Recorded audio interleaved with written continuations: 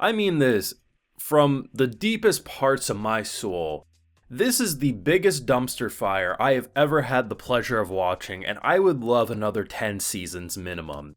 The 100 Girlfriends episode 11 goes exactly as you expect, especially after last week, but it's the out-of-pocketness and the fourth wall breaking, just the fact that the characters are saying exactly what you want them to, but then they still sneak in such hilarious Gintama level moments, talking about how we're wasting time and don't worry, we have a special ED. Wait a second, we have a special ED plan?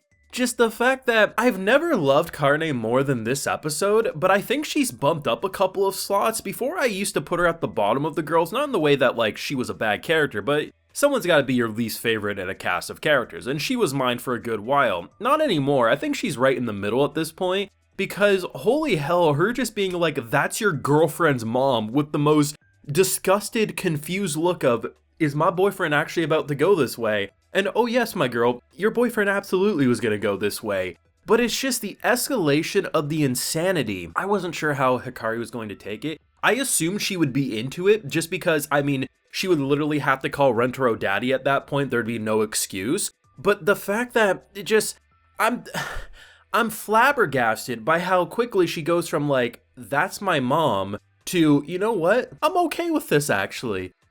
This man. I just... What? This show's so good.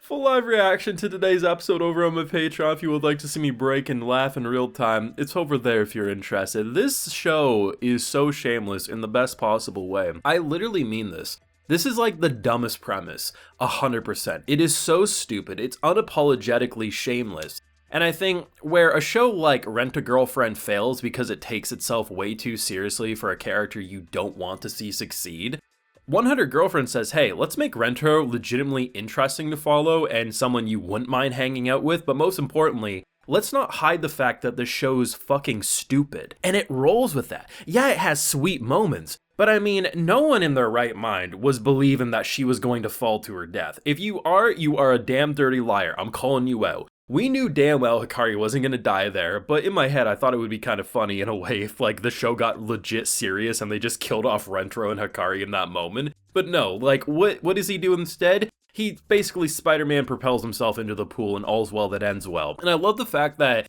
they just continue to remind that if you want a job, go work as a security guard for some rich bitch because basically you're gonna get an easy payday for no work. Even when they're like, she's about to slip and fall and he's trying to pull her back up, the security guards aren't even walking to help. They only start to walk over to try to help her when he's like a foot away from basically falling to his death. These security guards are so useless. You have Karne basically trying to strangle the mom saying, I'll snap your neck. They're doing nothing but like, hey guys, you want a hot pocket? I could go for a little nip. It's like, these security guards are useless. And I just love the fact that this episode had so much fun with the idea of mom confessing her love to girlfriend's boyfriend and him just not just immediately going, yes, of course. No, they build into it in a good enough way that there's like this room of like, he's not just like saying, okay, my girlfriend's having a little bit of a crisis here. She's about to go jump off a building and end her own life. Let me make sure I tell the mom that I want to bang her first. No, like they do the right things and this is what keeps him an enjoyable character. But yes, they do circle back and say absolutely. And I'm so glad he announced that in front of all the other girlfriends. Like, I think the only one who probably was like, you know what, okay, was Nanano. She was the one who I felt like had the most like, of course, this is the logical step. Why have family reunions, be split apart? No, let's always have the family reunion. It's like, she's just rolling with the punches, man, and bless her for doing so. I mean, usually in these types of situations, when you have like the rich girlfriend, you gotta wait for the inheritance to come. Not anymore. Mommy's here and mommy's gonna be giving him a fat check every single day for an allowance. And maybe a bit more based on how this episode ends. I'm sure they're gonna blue balls him in some way, but my lord, that special ED they made was so well produced. I mean, just the different styles, the almost music box aesthetic, the Alice in Wonderland vibes, just everything about it. Like, this show has no right to be this well produced. And if it was 50% less well produced, I do think the enjoyment of the show would legitimately go down. A huge part of it is obviously the manga's hilarious. It's very clear. It's basically the Gintama of harem anime. But the anime the voice actors, the art direction, the shifts in aesthetic and art style. It's just like, it's so well refined. I really didn't think we would see something in terms of a harem anime with this level of passion other than Monogatari from Studio Shaft. But bless the 100 Girlfriends, if they do not do multiple seasons of this, it will be one of the biggest disappointments in recent anime, because this show's stupid. I say that with confidence. This is one of my favorite shows that I think is so unapologetically silly. It is the Gintama of harem anime, but I legitimately enjoy when there is these serious moments. But an episode like this, where you deadass strap people into a chair to detect lies, and then you just do fourth wall breaking, I'm sorry, I did not take the suicide jump seriously. I did not. I was like, it's all gonna be fine. I was just waiting for the mom to confess her love and how Hikari would respond, and her response was fantastic. I mean, I still stick by saying that Hikari is literally the only character he needs. Just go with the MILF mom, she's all we need at this point. But man, the fact that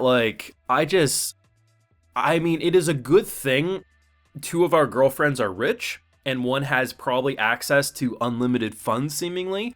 I'm interested to see how they're going to use Hikari with the school dynamic, because up to this point, all of them have been a part of the school, right? So when rooftop shenanigans occur, I mean, you know, it's pretty easy for them to all be there. Granted, she probably could fly herself on a helicopter even if the school didn't want her in there, but given the fact that the vice principal is literally a sexual predator and she's not being arrested, I'm sure a big-titted MILF mom walking in to go up to the rooftop to make out with her high school boyfriend is probably acceptable by the school standards, and you can quote me on that. I have the best quotes when it comes to this show, because this show is goddamn ridiculous and it brings out the worst context quotes in me. It's just like, what they're gonna do with her, I have no idea. A couple of people mentioned it last week, how the fact that the girlfriends could be characters outside the school is something that excites them, and I completely agree. I mean, I pretty much am under the impression that literally anyone in this world could be his soulmate.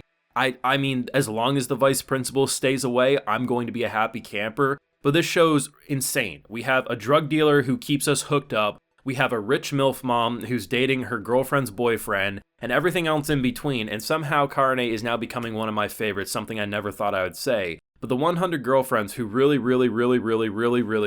love you, I don't even know how many reallys there are, but that's probably about as much as they need at this point, is a fucking masterpiece of a stupid show, and I can't wait for more. Thoughts and feelings yourself down below. Leave a like if you enjoyed, subscribe if you're new around here, ring that bell so you can get notified when I upload more. And of course, like I mentioned, we have the full live reaction over on my Patreon. You definitely want to check that one out, and hey, while you're over there, you also get a video shout out. Alright, so today we got Cody Fox, Wade Smith, Basula Granada, Gabby G, Attack Owl, and Loken. So I appreciate the support, everyone. Please take care and have a good one.